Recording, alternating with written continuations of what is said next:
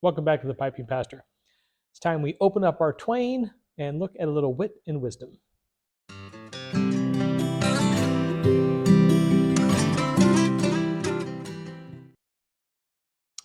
Well, this will be the first official video in this series, so thanks again to Rob from Hoot and Briar for this and for the kind mention in his most recent video.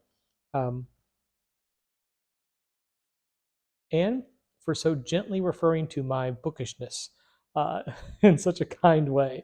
And as I mentioned, I will be going through and putting this book in conversation with others, in conversation with the Bible, and so forth. So it's gonna be a wee bit different, but it's the Hoot and Briar tradition with my own little spin.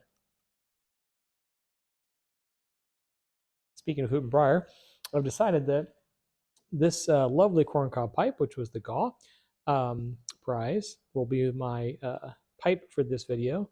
I don't necessarily dedicate one pipe to one tobacco. I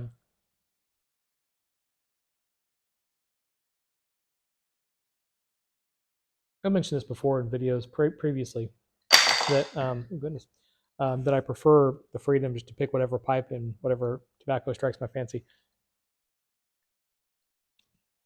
So today I'm enjoying a Balkan mixture out of my corncob pipe.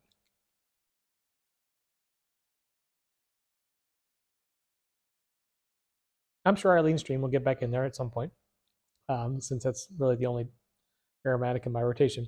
But it felt like a Balkan kind of a night.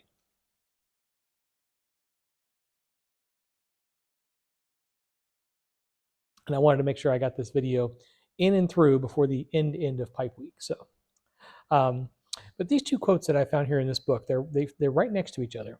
And this book is not arranged topically, so it's not as if one quote flows to another in some manner of poetic corona or something. This is I think just kind of assorted quotes from Twain. But these two fit, at least to my mind. And they also fit very well with the Bible verse that I'm pretty familiar with, that I'm very fond of. And I've just discovered that this corncob pipe is an excellent pointer.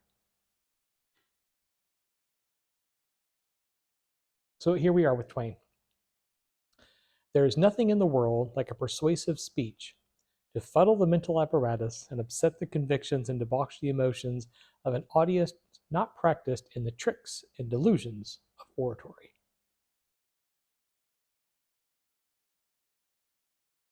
So what Twain is saying there is that if you're a good speaker, if you've got some rhetoric chops that you can put out there, you can affect the minds and hearts of people, right? I don't think there's any big surprise in that. But this next quote I think fits this pretty well too. What are the proper proportions of a maxim? A minimum of sound to a maximum of sense.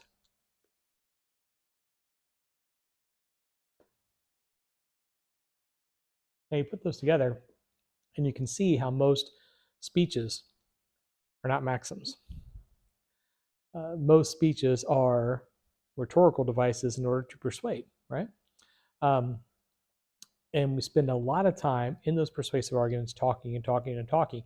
If you got to spend a lot of time talking and arguing, then the other person is not really seeing the clarity of your position. And that might mean that your position is not the best.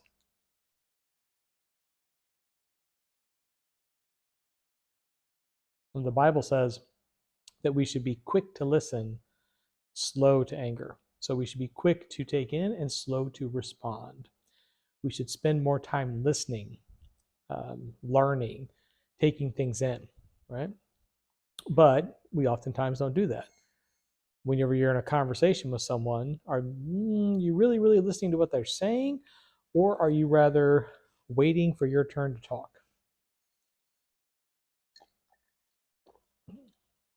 And what I think Twain points out here really well is that we need to not do that, right? We can use persuasive speech to get our way, but only because we're manipulating the other person, right? That's kind of what persuasive speech is meant to do. If it's a maxim, if we're speaking truth, then it's a whole lot of sense in a very short sentence.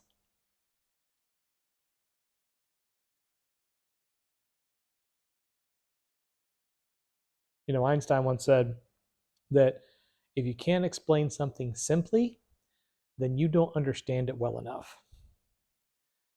So the key, understand what you're talking about, to know what the core of it is, and then only speak what you need to speak. Remove all the filigree, remove all the extra icing on top of the cake, and just put it out there.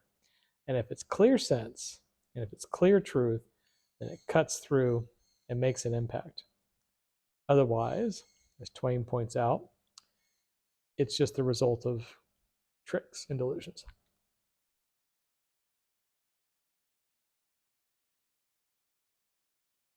So that is it for this time on this very first true edition of Wit and Wisdom. So I hope you will join us again on this series. I look forward to getting more into this book. So because this has been really rather interesting. There's a lot of little snippets in there, a lot of little maxims, a lot of axioms, and I think it's a fun thing. There's going to be a lot of learning taking place there. So in any case, I'm going to turn my attention back to my Balkan mixture and my tonic water. I hope you have a lovely week, and as always, happy reading.